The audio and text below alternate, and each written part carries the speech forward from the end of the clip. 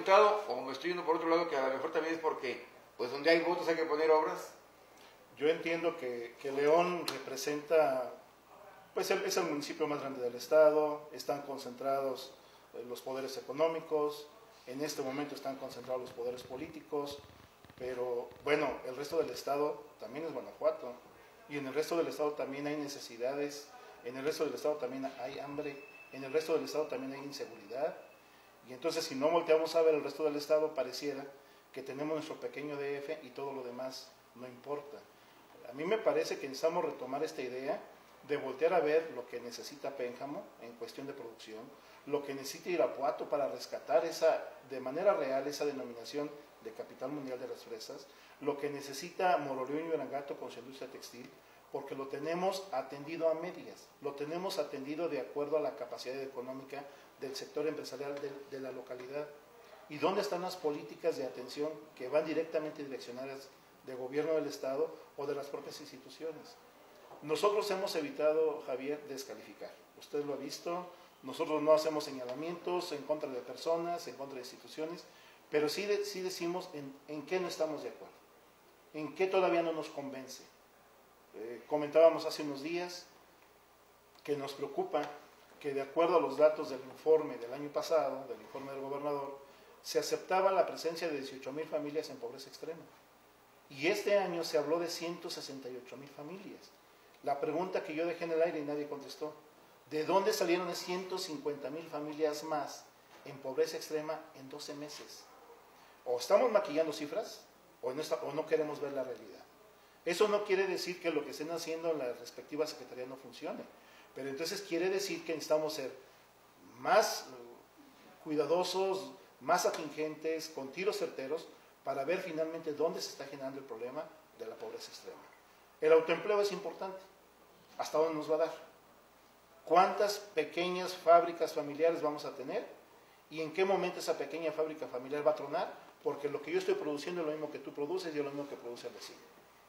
Así no, necesitamos reorganizar el aparato productivo, desde la empresa familiar hasta la macroempresa. Y algo muy importante que le escuché a un empresario del municipio de León, me parece que por principio es correcto y es digno de revisarse. Ellos dicen, queremos ser empresas socialmente responsables. Si lo estamos entendiendo igual, excelente. Porque entonces se trata de generar riqueza, pero una riqueza distributiva.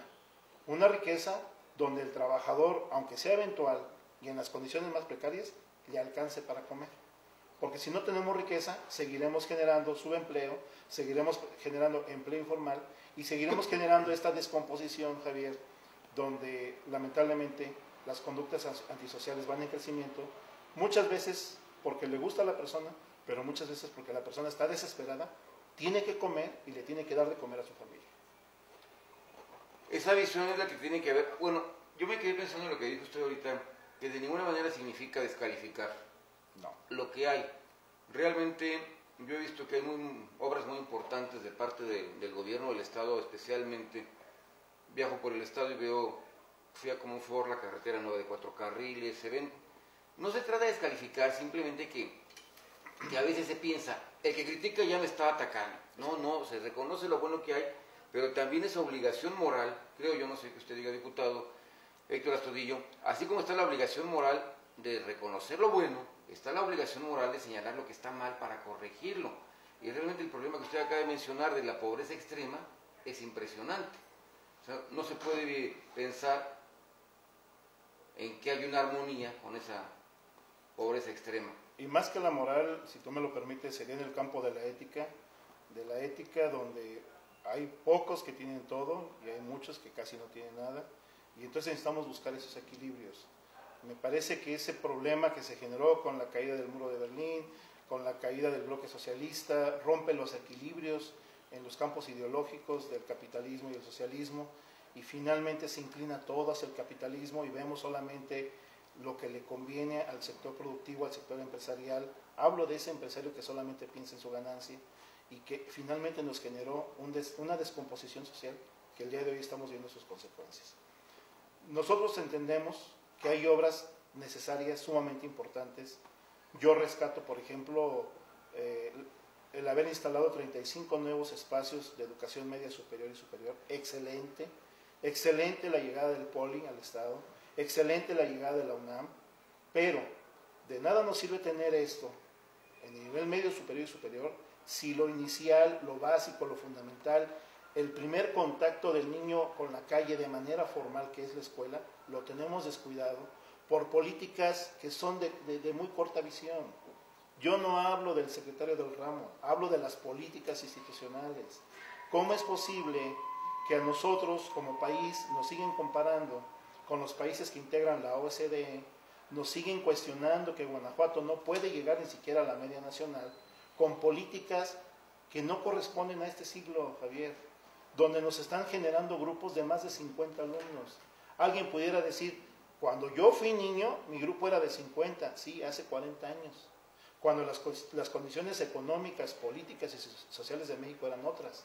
Pero hoy tener un grupo de 50 niños, ante el avance de la ciencia y la tecnología, ante la información que bombardea a los jóvenes a través de los medios de comunicación, son 50 formas de ser completamente dispares a lo que teníamos hace 40 años. Entonces, Javier, si no revisamos eso y lo vemos solamente desde el punto de vista de la administración, educativamente vamos a seguir equivocados. Hay personas que igual así como a ti te critican, a mí me dicen, bueno, ¿por qué tanto insistencia con educación básica? Porque lo conocemos, porque lo vivimos, porque nosotros observamos que los trabajadores de la educación han sido injustamente señalados, porque finalmente, como su nombre lo dice, son trabajadores de la educación, no son profesionistas independientes. Ellos se tienen que sujetar a las políticas institucionales. Y si la política institucional dice, hoy te voy a generar un grupo de 50, pues yo tendré que tener un grupo de 50, aunque no esté de acuerdo.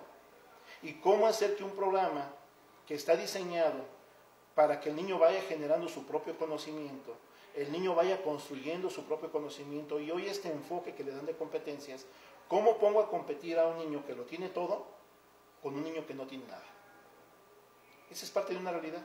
Pero desgraciadamente el funcionario lo quiere entender y lo quiere matizar desde su escritorio. Pues que salga poquito a las escuelas, que vayan a ver lo que está sucediendo. Otra situación grave que hemos estado poniendo sobre la mesa en estos días, las cuestiones de seguridad en cuanto a nuestros muchachos. Nuestros muchachos están siendo agredidos ¿por quién? Por otros muchachos, que no fueron los muchachos a los que usted se enfrentó cuando era niño. ¿Por qué? Porque hoy llevan otro interés, llevan el interés económico, llevan el interés del poder de la banda o de la pandilla, que lo ve y lo quiere agredir y lo quiere tener como rehén. Entonces, Javier, si los funcionarios, si las personas que determinan las políticas públicas no voltean a ver eso, de nada nos servirá que tengamos un Guanajuato de primer mundo si nuestra base social es de cuarto o quinto mundo.